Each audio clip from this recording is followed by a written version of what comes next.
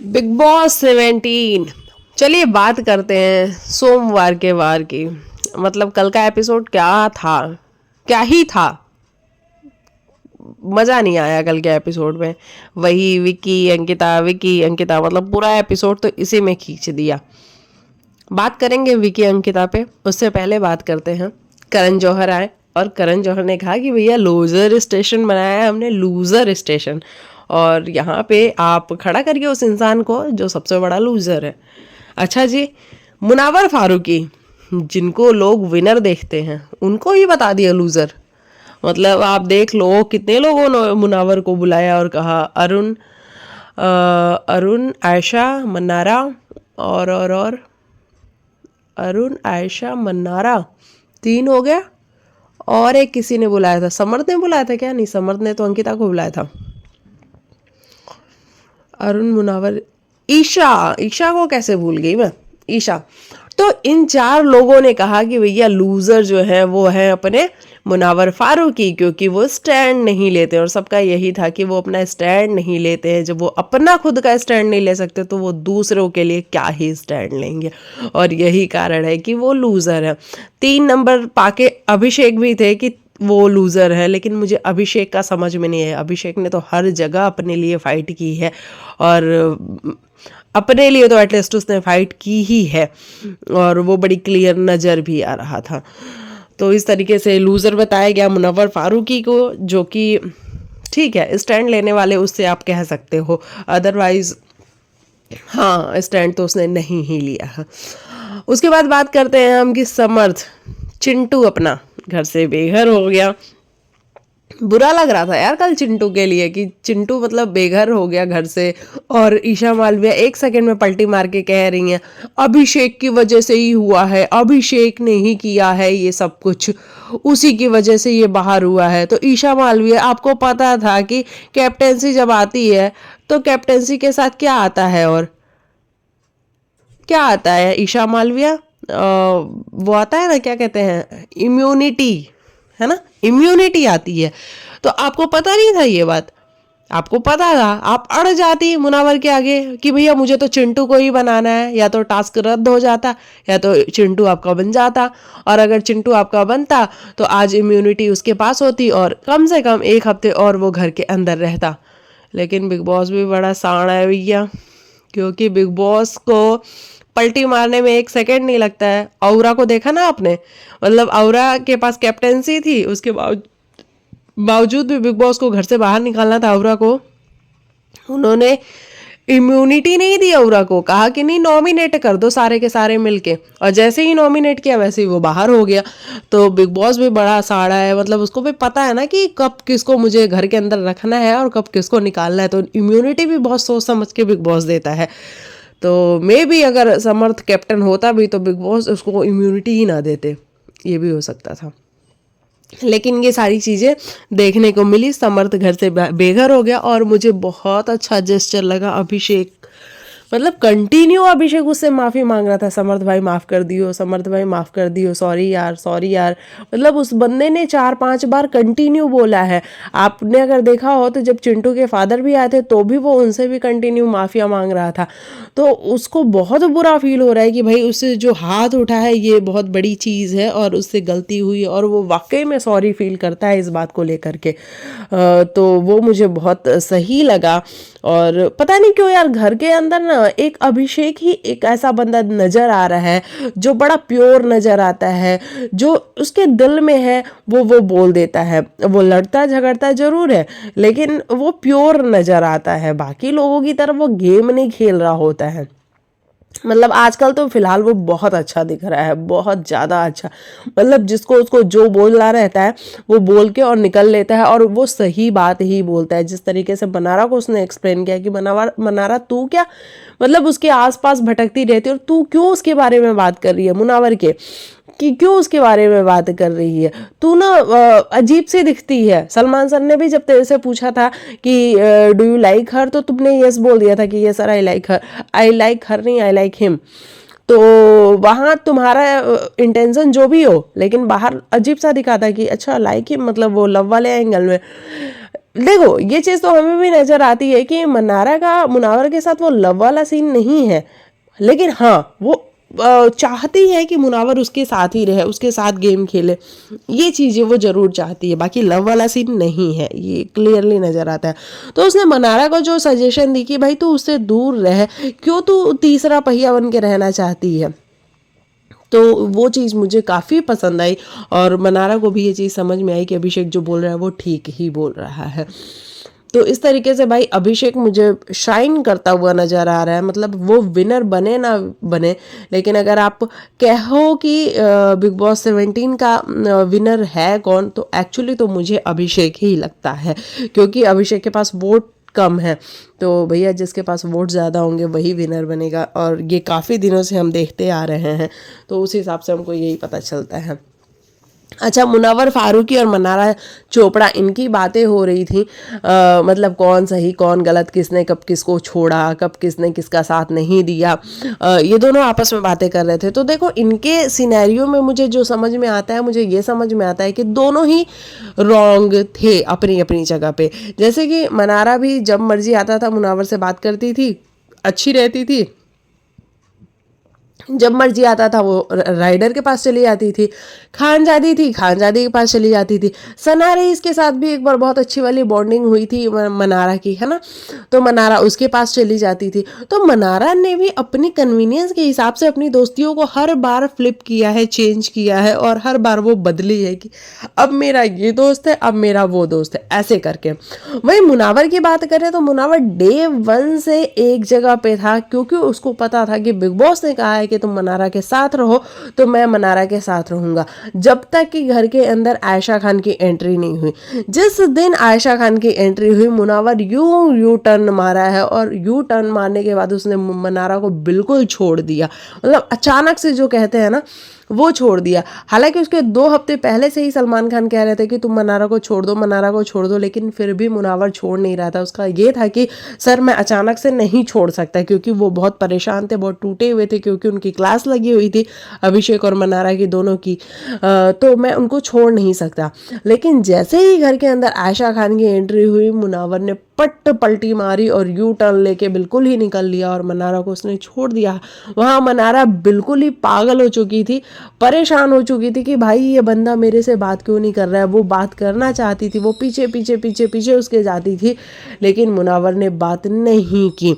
और अब जब बार बार वीकेंड के वार पे ये प्रूफ करने की कोशिश की गई है कि Mannara is a good friend of Munawar, और बाहर से भी लोग आके बोले हैं कि जैसे कि मुनावर की जो सिस्टर आई थी, उन्होंने भी कहा कि ये तेरी बहुत अच्छी दोस्त है, हमें जो नज़र आ रहा है वो दोस्ती ही नज़र आ रही है, और वो ये दोस्त तो तेरी बहुत अच्छी है, तो तू इसके साथ टॉकिंग टर्म में रहे। तो उसके बाद मुनावर को भी लग रहा है कि अब मुझे मनारा से बात करनी चाहिए। तो जिस तरीके से मनारा और मुनावर का रिश्ता था, तो दोनों ही अपनी अपनी जगह पे गलत थे। मैं ये नहीं कहूँगी कि किसी एक की गलती थी, गलती दोनों की ही थी, लेकिन इन लोग की जो कॉन्वर्जेशन चली है वो बहुत लंबी चली है, बहुत लंबी। हालांकि मुनावर जाके बोल भी रहा था बाथरूम एरिया में कि भाई मनारा ने तो मुझे थका दिया, मैं कब से उठ उठ के आ रहा था। तो ये वाली सारी चीज़ें हमें देखने को मिली। अच्छा, अंकिता और विकी, ये टॉपिक पे बात करनी बहुत ज़रूरी है, क्योंकि कल हमें आई थिंक 1 घंटे अंकिता और विकी ही नज़र आए हैं, और इनकी फाइट नज़र आई है। मतलब फाइट भी क्या कहें, एक ना सेंस ऑफ इनसिक्योरिटी नज़र आती है कहीं ना कहीं अंकिता के बिहेवियर में। देखो मैं हर बार अंकिता को डिफेंड करती हूँ कि मुझे ऐसा लगता है कि नहीं, अंकिता को शायद वो अटेंशन नहीं मिल रही, अंकिता को शायद वो प्यार नहीं मिल रहा, अंकिता को शायद वो चीज़ें नहीं मिल रही जो वो डिज़र्व करती है। शायद वो इस वजह से ऐसे इरिटेट हो जाती है, परेशान हो जाती है। वो कहती है कि विकी तू मेरे साथ बैठ, तू मेरे पास बैठ और मेरे को टाइम दे। लेकिन अंकिता हर बार ऐसा नहीं होता है ना। कल के जो पूरा हमें जो टीवी पे दिखा, वहाँ हम क्लियरली ये ज़रूर कह सकते हैं कि अंकिता कल आप ज़्यादा इनसिक्योर नज़र आ रही थी। आप पता नहीं क्या नज़र आ रही थी, आप चिड़चिड़ी नज़र आ रही थी, कुछ तो अलग नज़र आ रही थी। मतलब विकी कल बिल्कुल ठीक नज़र आ रहा था।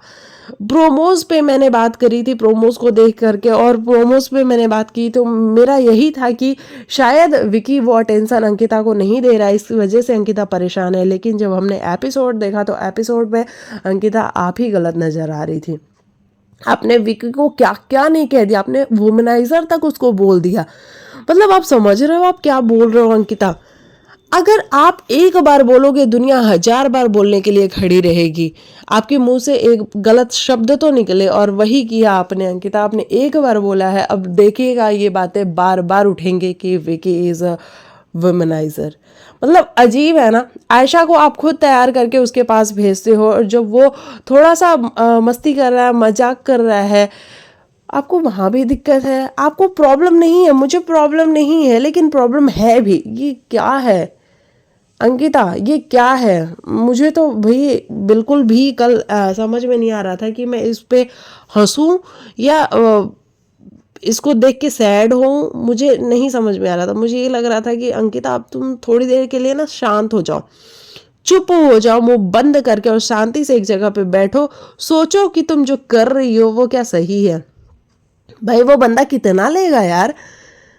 आप एक दिन पहले तक के एपिसोड में हमें नजर आ रही थी कि आप रो रही थी लिटरली।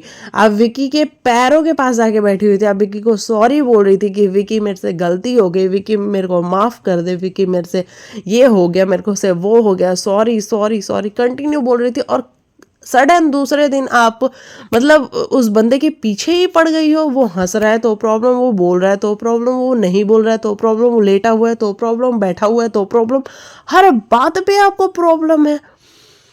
किचन वाले एरिया में जो वो टॉपिक एक उठा था जहाँ पे ये दोनों बात कर रहे थे कि हर्ष भारती आए थे और अरुण से जब ये क्वेश्चन पूछा गया कि ये दोनों अगर टॉप 2 में जाते हैं तो आप किसको जीतता हुआ देखना चाहते हैं, वहाँ पे भी आपकी इनसिक्योरिटी नज़र आ रही है। वहाँ पे भी आप ये करिए ये दोनों खुद को टॉप 2 समझते हैं। अरे नहीं भाई, वो एक कॉन्वर्सेशन कर रहे थे जहाँ पे हर्ष और भारती ने जो बोला था वो उसको रिपीट कर रहे थे।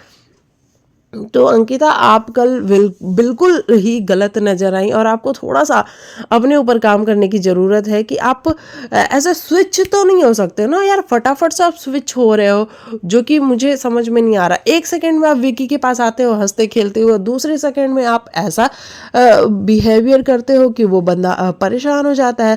कल तो वो ये भी बोल रहा था कि भाई अगर मैं सच्चाई खोलने पे आया तो न जाने क्या क्या मैं बोलूँगा और तुम सुन नहीं पाओगी। तो अंकिता ठीक है, लाइफ में जो कुछ भी हुआ है, जैसा भी हुआ है, लेकिन एटलीस्ट इस वाली चीज़ को तो अच्छे से आप करके रखो ना। तो ये मुझे समझ में आया कल के एपिसोड को देख करके। और ईशा मालविया भैया, समर्थ के जाने का ईशा को कोई दुख नहीं है। मतलब ईशा जिस तरीके से रो रही थी, मुझे तो वो रोना भी कहीं ना कहीं ऐसा लग रहा था कि आंसू तो कम निकल रहे ईशा के, एक्टिंग ज़्यादा हो रही है।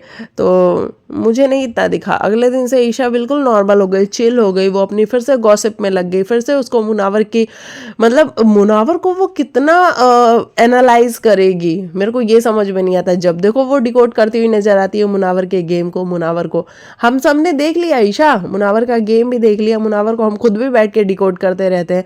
मतलब आप कितना डिकोड करती हो? आप हर बार ये ऑडियंस के दिमाग में डालना चाहती हो कि वो बंदा घर के अंदर कर क्या रहा है, क्यों, अगर वो विनर बने तो क्यों बने, क्योंकि उसने घर के अंदर कुछ भी नहीं किया है।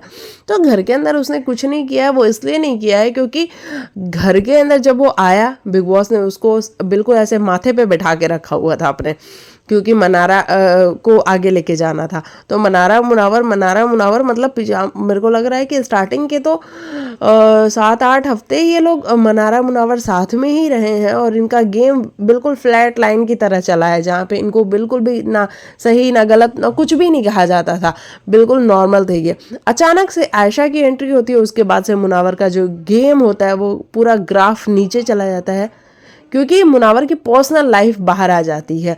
तो पर्सनल लाइफ के मामले में मुनावर अब, हालांकि कल वो एक्सेप्ट भी कर रहा था मनारा के आगे बैठ करके कि यार मैं पर्सनल लाइफ में अपनी, वो भी इस वाली लाइफ में, लव एंगल वाली लाइफ में थोड़ा सा ऐसा हूँ कि मेरी चीज़ें सही हो नहीं पाती हैं, मैं इधर उधर भटक ही जाता हूँ। तो वो सारी चीज़ें हमें देखने को मिली।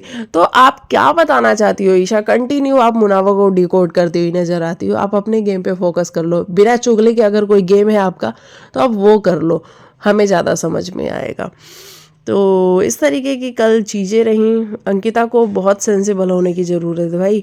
कल का एपिसोड देखने के बाद तो मुझे ऐसा लग रहा है कि अंकिता आपको थोड़ा सा सेंसिबिलिटी लाने की ज़रूरत है और अच्छे से डील करने की ज़रूरत है चीज़ों को। हर बात पे आप चिड़चिड़ नहीं कर सकते हो यार। वो बंदा आपको कितना लेगा? हर बार वो आपको समझाता है, मनाता है, प्यार से रखता है। एक गलती मैं विकी की मानती हूँ कि वो जिस तरीके से बाकियों के साथ हंसता बोलता रहता है वो शायद आपके साथ उतना नहीं करता है, क्योंकि उसको ये लगता है कि भाई ये तो अपनी वाइफ है, ये कहाँ जा रही है।